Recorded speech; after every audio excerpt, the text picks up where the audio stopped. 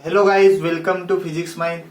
आज हम देखने वाले हैं वायर परपेंडिकुलर टू प्लेन का एक इम्पॉर्टेंट कंसेप्ट, जो कि बायोट सेवर्ट लॉ जो है उसका एक एप्लीकेशन है। तो चलो आज की इस वीडियो को स्टार्ट करते हैं अपन। तो समझ लो आपके पास ये एक वायर है जिसमें से आई का करंट फ्लो कर रहा, और आपको एक पी पॉइंट दिया है। इस पर आपको एक मैग्नेटिक फील्ड निकालनी है। तो सबसे पहले वायर परपेंडिकुलर टू प्लेन का मतलब समझ लो आपके पास ये एक बोर्ड है, ये एक प्लेन है। तो बोर्ड के बाहर ये जो वायर है वो बाहर की तरफ पॉइंट कर रही, इसको बोलते वायर परपेंडिकुलर टू प्लेन।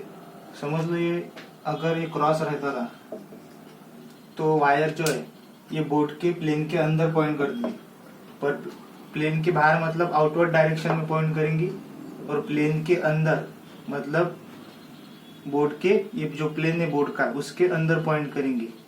तो आपको अगर एक पी पॉइंट दिया गया है, आपको यहाँ पे इस जो ये वायर है जो कि परपेंडिकुलर है प्लेन की, इसकी वजह से यहाँ पर मैग्नेटिक फील्ड निकालनी है। तो सबसे पहले आपको क्या करना है कि ये जो वायर है वो ये जो पॉइंट पी है इसको एक लाइन से ज्वाइन करना है। ये जो ज्वाइनिंग लाइन है ये रहता परपेंडिकुलर डिस्टेंस।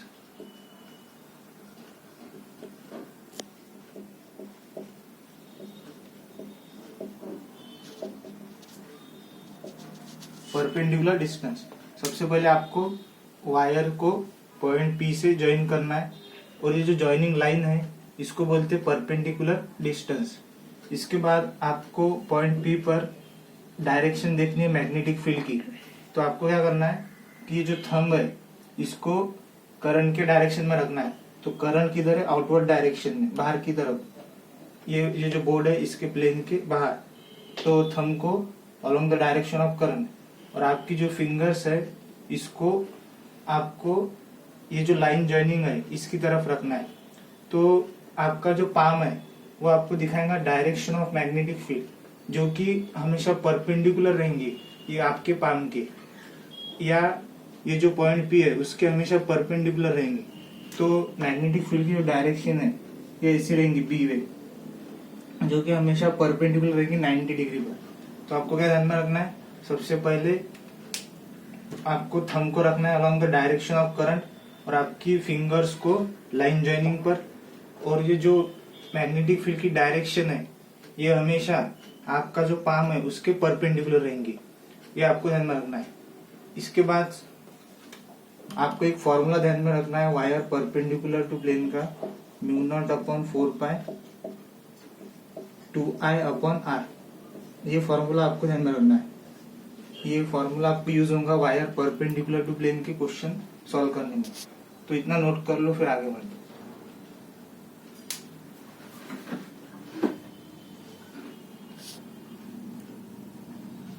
तो चलो आगे बढ़ते हैं अपन।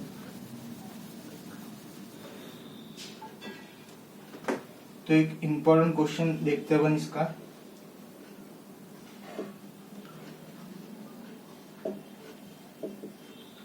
तो आपको दो वायर दी गई है, दोनों में आउटवर्ड डायरेक्शन में करंट फ्लो कर रहा आई का, और ये पॉइंट पी है, यहाँ पर आपको मैग्नेटिक फील्ड निकालनी है। और आपको ये डायग्राम दी है,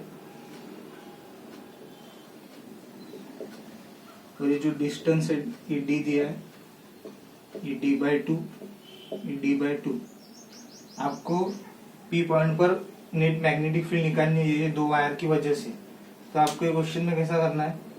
सबसे पहले नंबरिंग करनी है वायर की। तो इसको 1 नंबर कर लेते, इसको सेकंड।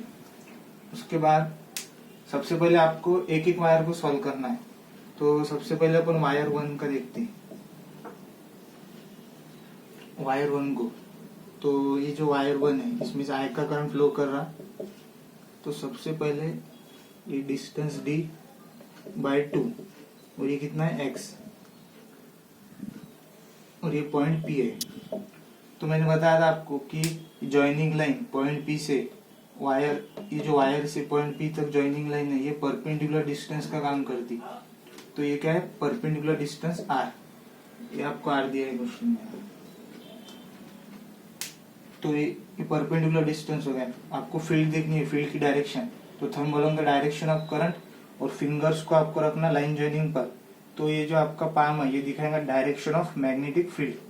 तो आप ये मैग्नेटिक फील्ड की जो डायरेक्शन है ये इसके परपेंडिकुलर B1, इसको B1 बोलेंगे। ये हो गया। और आपको ये क्वेश्चन में थीटा एंगल दिया है, थीटा। तो आपको ये कैसे सॉल्व करना है? तो सबसे पहले आपको दो एक्सिस बनानी है यहाँ पर। ये होगी y, ये होगी x एक्सिस। आपको दो एक्सिस बनाना है। ये क्वेश्चन सॉल्व करने का एक मेथड है। सबसे पहले आपको पॉइंट P पर दो एक्सिस बनानी है, एक x में और एक y में, और ये आपको थीटा दिया गया एंगल।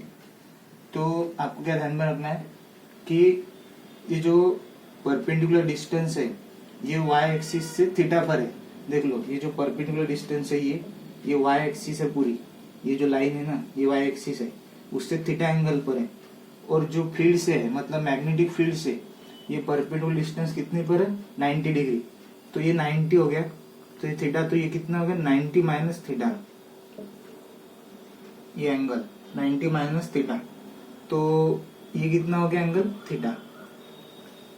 फिर से देख लो, तो जो परपेंडिकुलर डिस्टेंस है वो y एक्सिस से थीटा पर है और मैग्नेटिक फील्ड से कितने पर है? 90 पर। तो ये एंगल हो गया 90 माइनस थीटा, ये वाला। तो ये वाला कितना हो गया? थीटा। इसके बाद ये हो गया।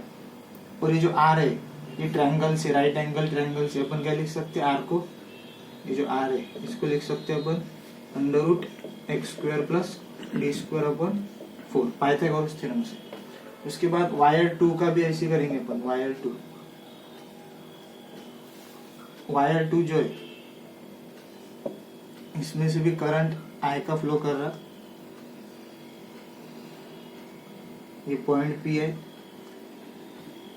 ये x दिया आपको, ये d/2 है।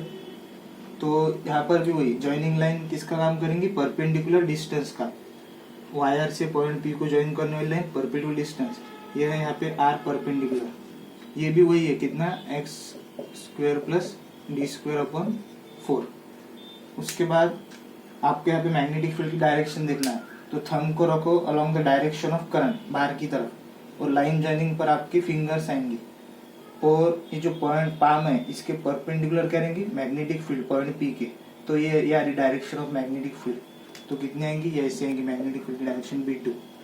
ये हो गया जो कि परपेंडिकुलर है ये इसके लाइन जॉइनिंग के, ये हमेशा परपेंडिकुलर रहती। उसके बाद ये आपको कितना दिया? थीटा। तो यहाँ पर भी आपको वही करना है, दो एक्सिस बनानी है।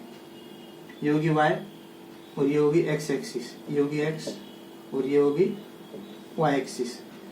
तो ये 90 हो गया। तो ये कितना हो गया एंगल? 90 minus theta. तो ये जो एंगल यहाँ का ये कितना हो जाएगा? थीटा। तो सेम इसमें भी यही कंसेप्ट है। तो अब देखो, ये दो वायर है अपने पास, I का करंट फ्लो कर रहा है, ये पॉइंट P। इस डायग्राम में देखो B1 किधर पॉइंट कर रहा है? इधर। और ये जो B2 है इसकी डायरेक्शन किधर है? इधर। B2 की डायरेक्शन इधर है। और ये अपनी वो x एक्सिस और ये y एक्सिस है और ये अपनी x एक्सिस है। ये x है, ये d/2 है। तो ये एंगल देखो यहाँ से कितना है? ऊपर से थीटा, और इधर से ये नीचे का एंगल कितना है? थीटा। और मैग्नेटिक फील्ड का मैंने आपको फॉर्मूला बताया वायर परपेंडिकुलर टू प्लेन का, वो क्या है? μ0/4π 2I/r, ये फॉर्मूला है। तो दोनों का मैग्नीट्यूड तो सेम है, B1 भी B है और B2 को भी अपन B ले लेते। तो जिधर थीटा रहता उधर कॉस का कंपोनेंट डाला, तो इधर कितना आएगा? B cos थीटा, इसका कंपोनेंट, और इसका कंपोनेंट इधर कितना आएगा? B cos theta. तो ये दोनों ऐड हो जाएंगे सेम डायरेक्शन में। तो नेट फील्ड पॉइंट P पर कितनी आ गई? 2B cos theta. तो B कितना है? μ0/4π 2I/r, और cos थीटा आपको लिखना है। तो ये ट्रायंगल, ये जो थीटा एंगल था अपना, इसके अंदर ये कितना लिख सकते हैं आप cos थीटा को? Adjacent x/r। तो cos थीटा की जगह क्या आएगा x अपॉन आर। तो इसको सॉल्व किए तो कितना आएगा mu naught upon 4 pi 4 I upon r square into x. और आर स्क्वायर की जगह आप क्या लिख सकते, आर कितना है under root x square plus d square by 4। तो ये कितना आएगा mu naught upon 4 pi 4 I into x. R square की जगह क्या हो जाएगा, आर स्क्वायर की जगह x square plus d square by 4। तो ये बहुत इंपॉर्टेंट कंसेप्ट है, इसको एक बार नोट करो।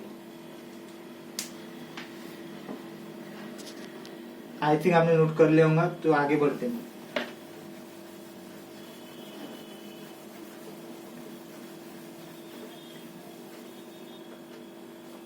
एक और क्वेश्चन देखते हैं अपन। समझ लो आपको ये 4 वायर्स दी गई है,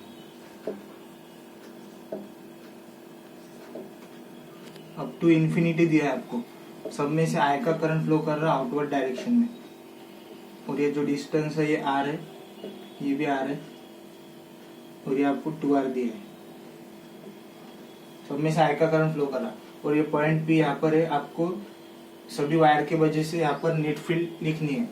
तो आपको क्या करना है, सबसे पहले नंबरिंग कर लेनी वायर की। इसको 1 दे दो, सेकंड 3 और 4 नंबरिंग एक बार कर लिए।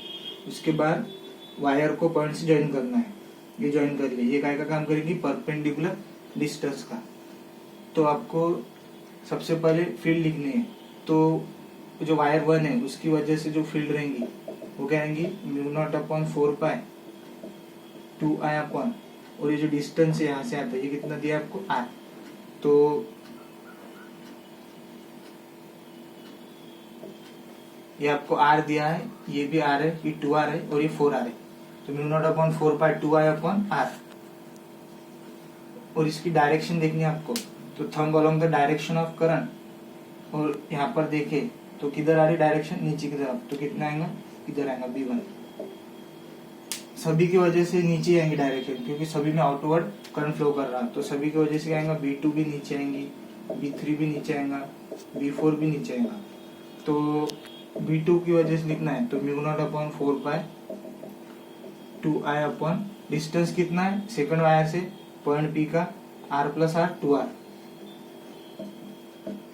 B3 की वजह से लिखना है, तो mu naught upon 4 pi 2 I upon R plus 2r। Third wire से डिस्टेंस पॉइंट P का कितना है R प्लस 2r, यानी कि 4r। और फोर्थ से लिखना है तो कितना आएगा mu naught upon 4 pi 2 I upon कितना डिस्टेंस है R plus 2r 4r plus 8r आएगा। तो पॉइंट P पर नेट फील्ड कितने आएंगी, सभी एक डायरेक्शन में, तो क्या हो जाएंगे ऐड, मतलब B1 plus B2 plus B3 plus B4। तो सभी को ऐड कर लिए। तो इसमें से कॉमन क्या आएगा, mu naught upon 4 pi 2 I upon R common आ गया। और अंदर क्या बचा ब्रैकेट में 1 प्लस 1/2 प्लस 1/4 प्लस 1/8, ये इन्फिनिटी तक चलेगा। तो आपको यहाँ पे एक जीपी का फॉर्मूला ध्यान में रखना है। एक सीरीज रहती जीपी, उसका फॉर्मूला है सम का a अपॉन 1 माइनस आर। ये जो a है इसको बोलते हैं फर्स्ट टर्म, और ये जो r है ये रहता है common ratio.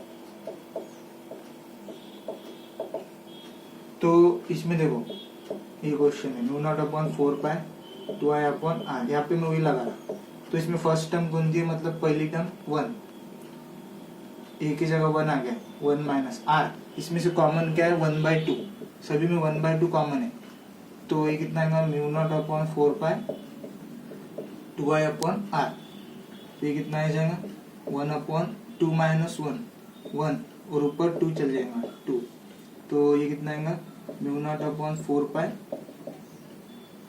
4 I upon r. तो ये 4 से 4 कैंसिल, तो म्यू नॉट अपॉन पाई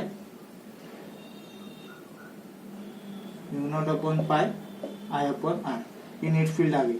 ये भी बहुत इंपॉर्टेंट क्वेश्चन है। तो आई थिंक आपको आज का लेक्चर समझ आ गया होगा। तो वायर परपेंडिकुलर टू प्लेन ये बहुत अच्छा कंसेप्ट है, बायोट-सेवर्ट लॉ का ही एप्लीकेशन है। तो चलो गाइस मिलते हैं नेक्स्ट वीडियो में, तब तक के लिए आप पढ़ते रहिए।